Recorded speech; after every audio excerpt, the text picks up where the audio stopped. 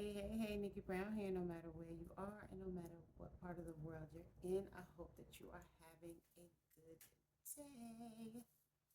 So, I wanted to talk about um, kindness, right? There are lots of people who actively practice kindness, um, and for various reasons. Some people were raised that way. Some people do it because they were abused at some point in their life, whether it be as a child, during their teenage years, maybe in high school, or as a young adult. And the way people respond to that is different.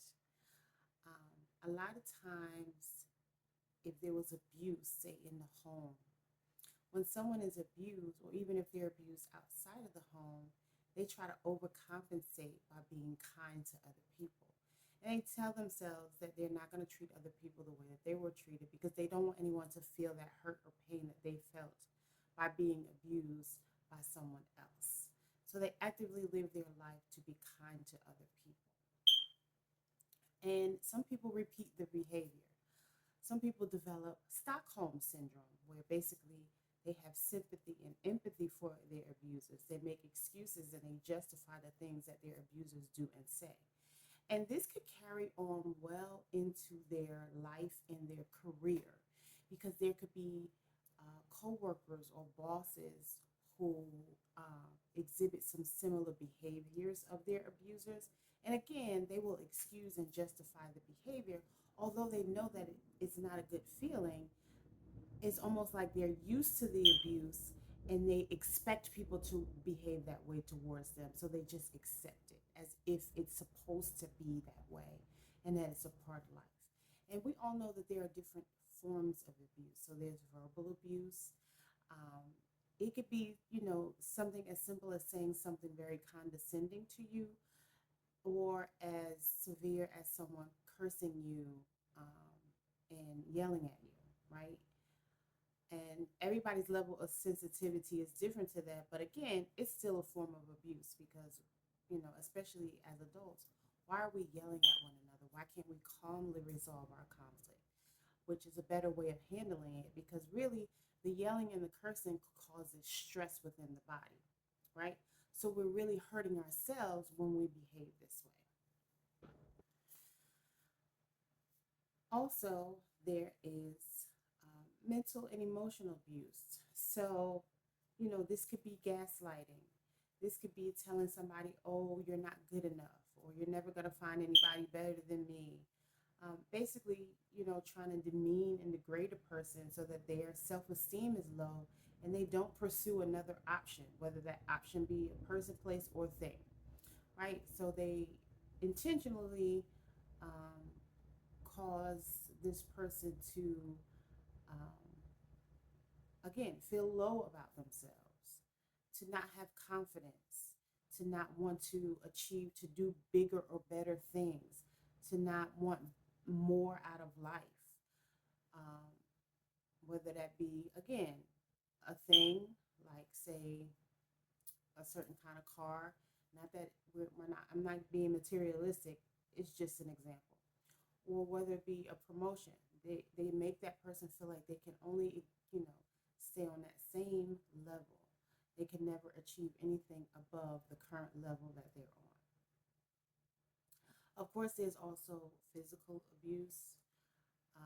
But I think that mental and emotional abuse can be worse because, again, those things stick in the psyche. And people have a tendency to hold on to them for lifetimes, thinking that this is how things are supposed to be when they're not. So to combat that, and of course there are other forms of um, abuse, like financial abuse, right? With financial abuse, it could be somebody stealing from you. It could be somebody who owes you money and they don't give it to you. It could be somebody who owes you money and instead of giving you the full amount, they give you a lesser amount. Which brings me to my next point. A lot of times people know exactly what they're doing. Some people will test you to see whether or not you're going to say something or respond a different, a certain way, just to see what your level is, right?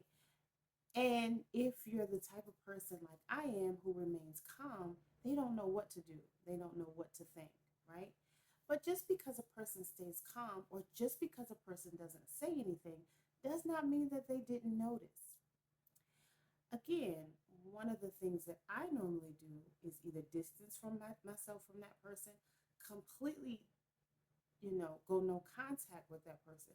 Or if I verbalize what was said or done, um, then I say it in such a way that makes the person think, right? And um, a lot of times when you bring things up, especially if some time has passed, they may, deny it, um, or like I said earlier, try to gaslight you to make you seem like you don't know what you're talking about. You're crazy. Um, that didn't really happen, or you didn't understand it the right way. That's not what I said. They'll lie it and try to project onto you what is intended for them. And we're kind of seeing that too in the presidential debate with Kamala Harris. She's doing that a lot right now. She's avoiding questions and she's making it about something that Trump did as opposed to directly answering questions that she's being asked. She gives these weird answers, which a lot of times most of these presidential candidates do. They don't directly answer the question, and um, they just try to attack their opponent, right? And so this is what happens a lot of times. So when you're nice to people, they basically take your kindness for weakness. Not all the time, not everyone, but in a lot of situations, the person that you're being kind to will take your kindness for weakness until you, you know, you might be the person who snaps on them. I say, why did you do this? Why did you do that? Or cuss at them or yell at them or whatever your response is. You may be someone like me who chooses to remain calm. And when the opportunity presents itself, you distance yourself or you completely go no contact. And then sometimes a person will say, oh, well, they may or may not ask. They may be okay with it because a lot of times people don't care. But sometimes they will ask. And most of the time, people know what they're doing, right? Sometimes um, it's not intentional, but most of the time it is. For example, if somebody knows that you borrowed a book from them or they borrowed a book from you and they don't return the book, they may have genuinely forgotten, right?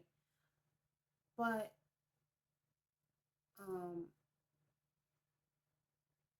if they forget and then they blow up at you for asking about it, that's a problem. So it's really about how a person, handles a certain situation.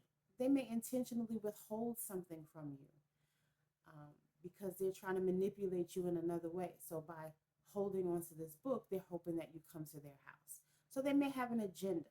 So again, it could be intentional or unintentional depending on the situation. But again, once if you decide to blow up on this person, they're surprised because number one, they think you didn't know, right? They think you're so kind that you're too naive and silly or simple minded to notice, which is often not the case. A lot of times with kind hearted people, they just want to see how far you're going to go, right? And what Maya Angelou said, when somebody shows you who they are, believe them the first time. So they believe that you are who you're showing them you are. And they treat you accordingly. So when something important comes up, right, that you really want them to do or be a part of, they may not show up, right? They may not call. They may not, you know, because the way that they see you is different than how you think they see you. They may not want to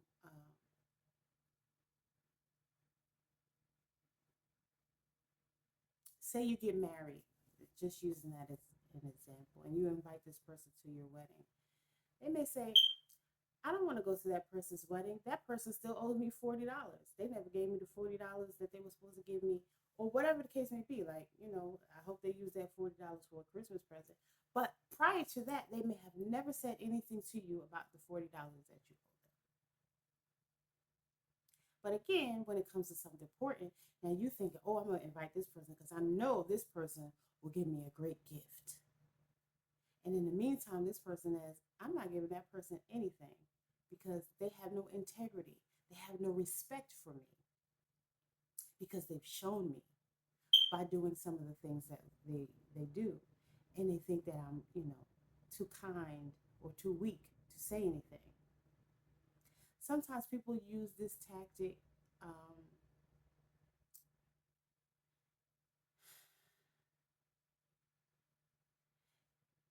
thinking that it will make you stay.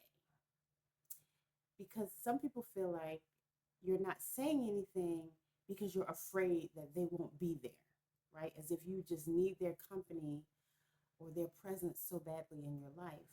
When, from your perspective, excuse me, you may be helping them, right? Whether they need the help or they're just pretending that they need the help, right? So, just like in the Bible, when Jesus knew about the Judas, he knew about Peter, he knew, right? Again, the person that you're dealing with or you may know, but you're still breaking bread with this person, right? You're still being kind to this person, and you're still treating this person with respect, despite the fact that they aren't necessarily doing those same things to you or for you. But then once you've had enough, you may distance yourself. You may still deal with it. But you're not dealing with it because you don't know about it. You're dealing with it because you're choosing to be kind to this person. Not that you're choosing to be manipulated, not that you're choosing to be walked over or pushed over. That's not what's going on. But again, when that person really needs you, if that person needs to talk about something, if that person needs to borrow money, or if that person needs whatever, again, if they're getting married and they want you to come to the wedding, you have enough sense not to show up for them the way they think you will because they think that they're taking advantage of you when they're really just hurting themselves by being it's kind of a form of abuse. It could be considered emotional abuse or even mental abuse because they think they're taking advantage of you. They think they're manipulating you because they think you're too stupid to realize that that's what they're doing. So, again, if you respond in a way that seems unfavorable, they pretend to be really surprised because, well, number one, they didn't think you knew. And number two, they're surprised you said anything. But again, some people use that as a test to see if you will say anything, to see how much they can get away with, to see how much they can do. Not really realizing that for some people, again, they're not going to let you get very far in their life. They just treat you how they treat you. They just deal with you how they deal with you, but they don't consider you a friend. They don't consider you as really someone who's important in their life.